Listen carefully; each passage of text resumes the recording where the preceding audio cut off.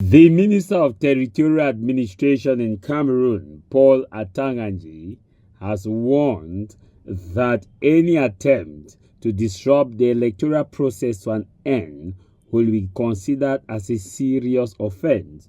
This was today, the 13th of October 2025, barely 24 hours after the close of polls. Now, polls officially closed in Cameroon's presidential election. That was on Sunday, 6 p.m., which is the 12th of October 2025. According to Cameroon's electoral law, once polls closes at 6 p.m., vote counting immediately begins.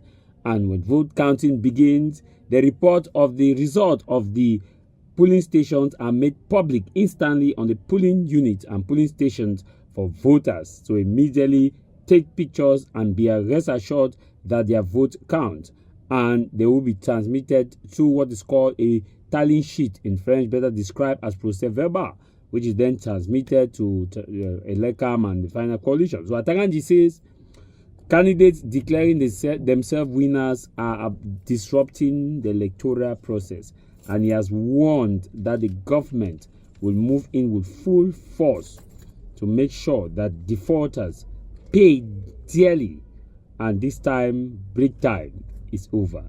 Ladies and gentlemen, there is somebody that announced the presidential election, the president of Atanga Nji of FDC. A party that backed Hera Melody says the President Pope has won the election. This was in the press conference. I'm waiting for this man to be arrested. He said President Pope has won. I'm waiting for him to be arrested because the Constitution says that you're not supposed to declare. So let's wait and see. This Sunday, 12 October 2025, Cameroonians went to polling stations across the country to elect the President of the Republic. In strict compliance with the presidential decree of 11 July 2025, convening the electorate, polling station opened at 8 p.m. and closed at 6 p.m. At 8 a.m. and closed at 6 p.m. Initial reports forwarded by administrative authorities to the Minister of Territorial Administration in his capacity as government agent in the electoral process indicate that the election was hitch-free throughout the national territory, just like the campaigns which ended yesterday at midnight without any major incident, despite the excesses of some candidates. As instructed by the head of state, His Excellency President Paul Biya, the presidential election effectively took place in all the 360 subdivisions of the country. Administrative authorities identified 31,653 polling stations and confirmed that ballot papers of all 12 candidates approved by the Constitutional Council were deposited by Elections Cameroon in all polling stations in 10 regions.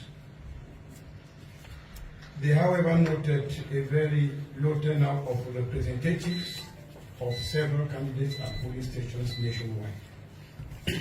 More details will be available once the local commissions have completed their work. For today's presidential election, the Minister of Territorial Administration received accreditation requests from 165 national and foreign organizations, diplomatic missions, NGOs, civil society, and religious associations. The Minister of Territorial Administration issued 5,575 accreditations to observers deployed across the country's 10 regions. The observers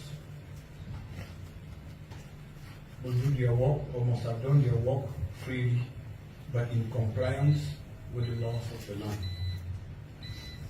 As late as yesterday evening, when campaigns officially came to an end, administrative authorities provided converging evidence of attempts by certain candidates to publish the results of the presidential election using platforms and applications that are not provided for by the laws in force. I want to take this opportunity to reiterate to candidates that whosoever is tempted to engage in this criminal activity should stop before it's too late. That is the red line that must not be crossed. Candidates for presidential election should be reminded that they all signed a code of good conduct drafted by Elections Cameroon, which requires them to respect the entire electoral process and the laws of the republic. The administration will take drastic measures to put an end to any attempt of fabricating fake election results and publishing them on illegal platforms. Defaulters, regardless of their political status or social rank, shall face the heavy arm of the law. As it has always been the case, there will obviously be complaints and observations from candidates after the presidential election. However, the administration's position is consistent. Candidates must use legal channels to file their complaints, observations, or grievances in due time. That is a part of wisdom. That is a sign of political maturity and sense of responsibility. The head of state, His Excellency President Paul Biya, has given firm instructions for a well-organized, credible, and peaceful presidential election held in a secure environment. I wish to assure the national and the international communities that the presidential election of today took place in the 10 regions without any major incident. I can say it was hitch-free. Henceforth, the leniency observed during the campaign period is over. I must emphasize that break time is over.